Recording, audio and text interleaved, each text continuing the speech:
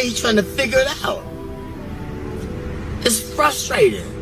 I'm trying to listen to God.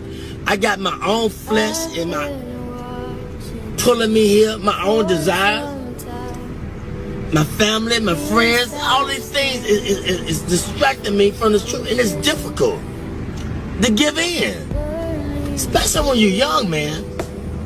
But if you can go through it, you'll come out like gold. If I can go through the fire. They don't want to go through the fire. They want you to lotto and go to Jamaica and the Bahamas and do their own selfish thing.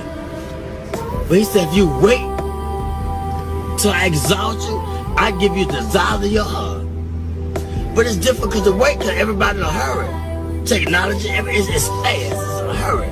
They're angry, they're frustrated, they got time, they're on the cell phone, they want to text message you, y'all in the same car, you gonna text message him, he right there. You know what I'm saying? Everybody in a hurry, I don't know where they going, but when they get there, oh, they're gonna be sorry.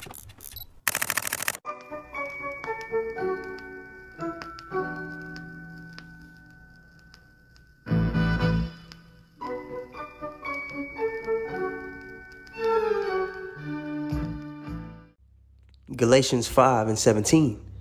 For the flesh lusteth against the spirit, and the spirit against the flesh.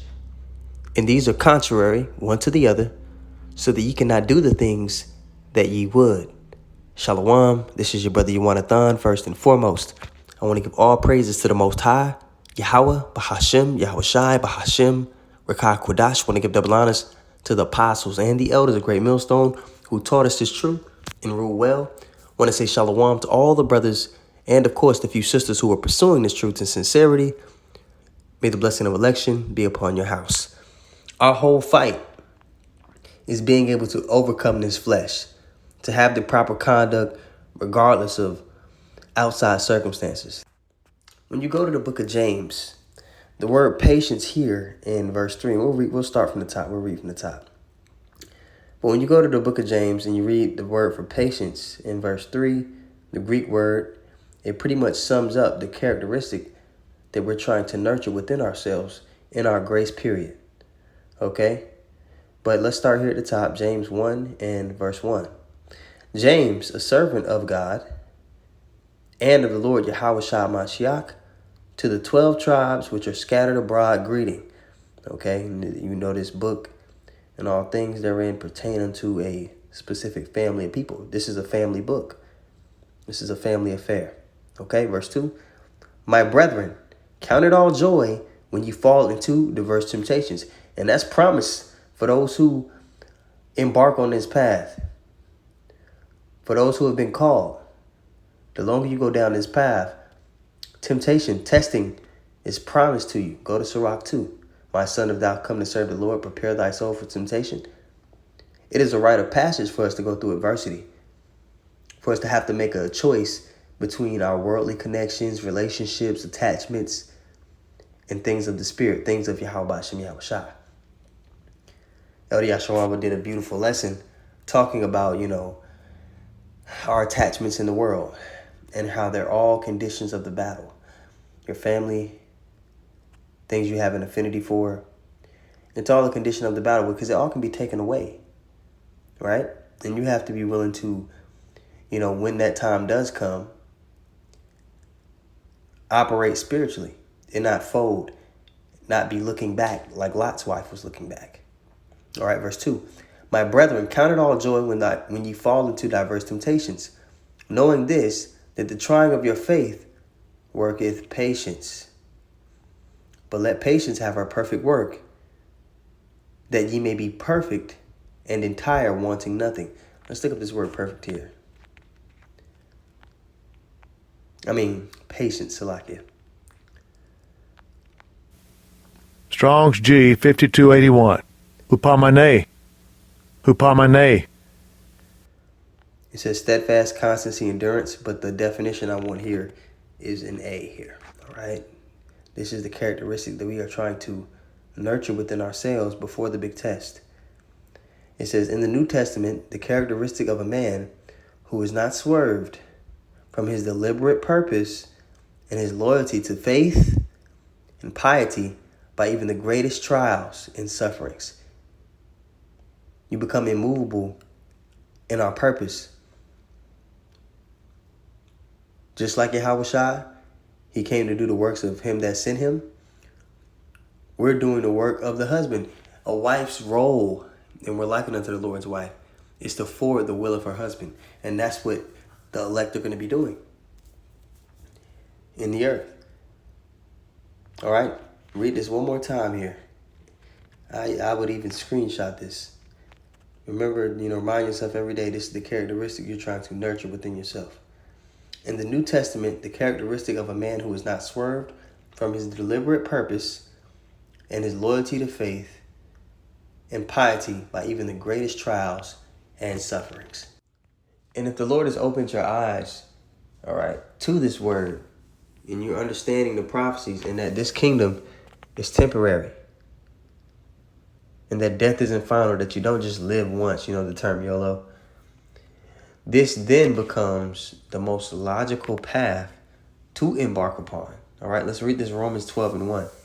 I beseech you, therefore, brethren, by the mercies of God, that ye present your bodies a living sacrifice, holy, acceptable unto God, which is your reasonable service.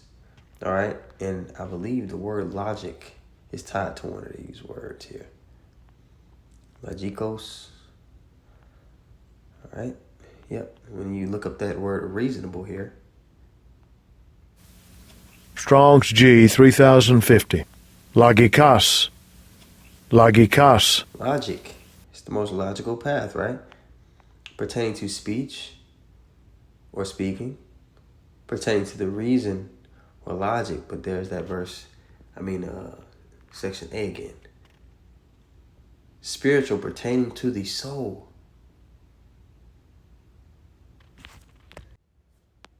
But just like the Lord put the spirit on that man in the clip in the beginning of the video to say, most people are in a hurry and they aren't thinking logically.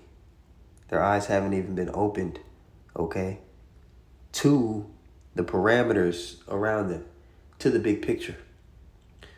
So they're in the spirit of, oh man, y'all been saying that, man, I'm just going to do my thing, That's that spirit that they're in. And that's an old proverb amongst our people. That's an old mentality going way back amongst our people. They think because, the Lord isn't doing it speedily in their eyes, that, hey, man, it's fully set in their heart to do evil, right? Like the scriptures say. Ezekiel 12:22, Son of man, what is that proverb that ye have in the land of Israel saying, the days are prolonged and every vision faileth? Let's read it in the NLT on the right here. It says, Son of man, what is this proverb that you people have about the land of Israel, which says, the days are prolonged and every vision fails? Tell them, therefore, just says the Lord God, I will lay this proverb to rest, and they shall no more use it as a proverb in Israel.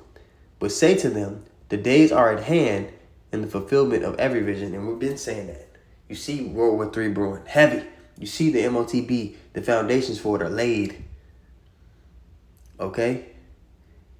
You see the perils, gearing up in the earth. You see this, you see the vibration of Sodom and those 5 cities rampant in the earth, being pushed at a high level. These are all signs, all right, to the tearing down of this kingdom and the raising up of a new. The kingdom is going to be translated from one people to another. But you had to have been given the spiritual eyes to see that, okay? And then the gift of faith to walk in it. So, everybody's in a race. Like the guy said in the video, most people are in a hurry to fulfill the lust of their flesh. But you're going to have the elect who are patient and still to fulfill, the purpose of the Spirit. You see? So, Lord willing, the lesson was edifying. Something quick before I head back out. And I'm going to give all praises once more to Yahweh, Bahashem, Yahushai, Bahashem, Rakakudash. want to give double honors to the apostles and the elders of Great Millstone. And I want to say shalom to all the brothers and, of course, the few sisters who are pursuing this truth in sincerity. All right?